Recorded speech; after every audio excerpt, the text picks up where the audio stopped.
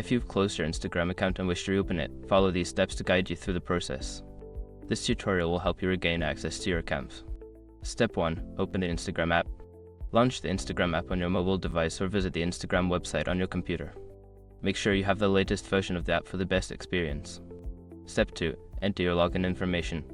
On the login screen, enter the username or email address associated with your closed account along with your password. If you've forgotten your password, use the Forgot Password link to reset it. Step 3. Follow the prompts. If your account was temporarily disabled, you may see a message indicating that your account is disabled. Follow the on-screen prompts to confirm that you want to reactivate your account. This may involve verifying your identity. Step 4. Check your email.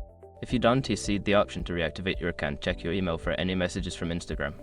They may have sent instructions or a link to help you reopen your account. Step 5. Wait for confirmation.